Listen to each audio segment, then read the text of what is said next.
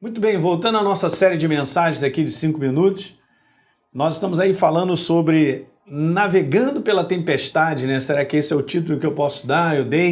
Falei isso aqui justamente nessa virada do ano aqui na igreja, né? Compartilhando com as pessoas uma palavra profética que Deus colocou no meu coração para nós nos balizarmos durante 2018, né? Há uma proposta, como eu falei nos outros 2 vídeos, Deus tem uma nova página para você, da tua vida, em situações novas, preparadas por Ele. É tempo de avançarmos, de progredirmos, né?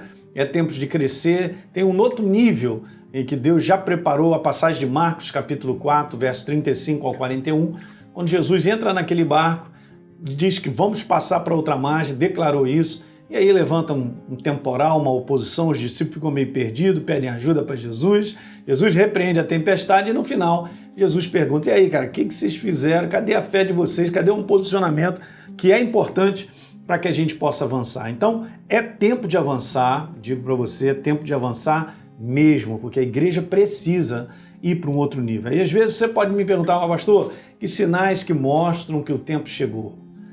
Essa é uma boa pergunta. Porque se eu olhar para o lado de fora, para as situações que nós estamos enfrentando, não só no nosso país, mas mundialmente, né? O aumento de tudo quanto é coisa ruim, das coisas não terem esperança de nada, a fragilidade do caráter do ser humano, de tantas coisas ruins que estão acontecendo, eu falo, não tem sinal nenhum.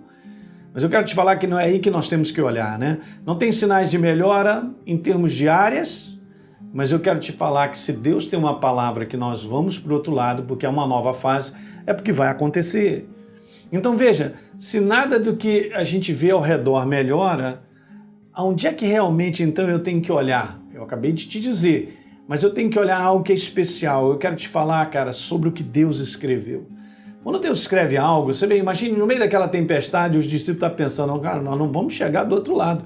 Se você for ler o texto, a água estava batendo no barco, o vento, e a água estava entrando dentro do barco, e eles começaram a ficar preocupados. Imagina, olha os momentos de situações que a gente vive e podem dizer assim, caramba, daqui você não passa. É o que mais acontece, esse desafio de coisas que você vive, eu também, que ameaçam, intimidam a dizer, já era, vai terminar aqui mesmo, não tem solução, está acabado, daqui não tem mais nenhuma oportunidade para você e as coisas não vão continuar.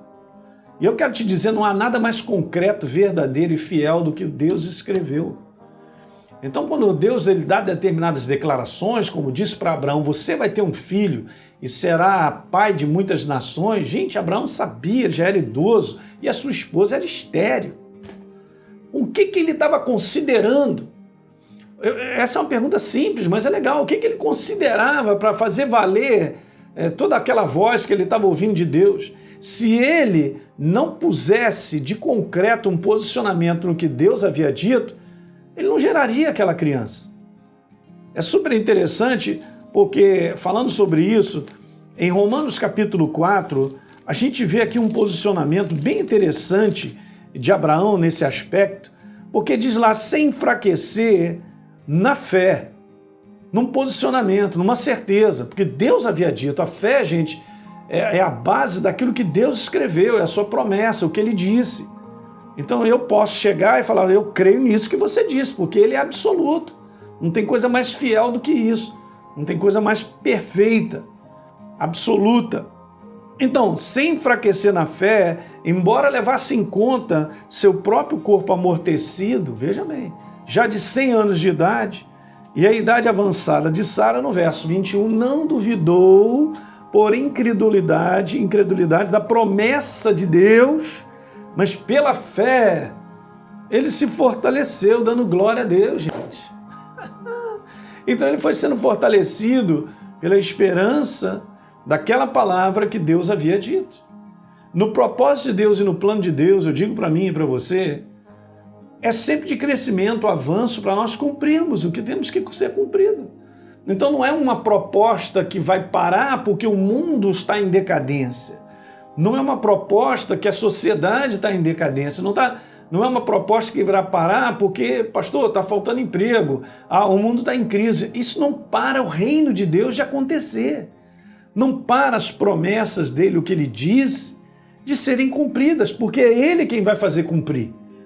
Você entende? O nosso posicionamento de fé é importante, Jesus cobra isso dos discípulos, porque é isso que vai fazer com que o propósito dele se estabeleça. Na mente de Deus e pelo seu propósito, a igreja ela tem que avançar e prosseguir para uma nova fase. Não me pergunte, gente, não olha para o teu lado, eu quero te falar isso, não olha para o teu lado. Não olha exemplos de pessoas, não olha nada do que está acontecendo, experiências de pessoas, porque você vai ver um mundo fracassado, falido. Um mundo que não tem mais esperança, que já parou, ele não vai parar, ele já está parado. Mas eu quero te falar que a tua vida não parou e Deus ainda vai cumprir o propósito que Ele tem na tua vida. Beleza?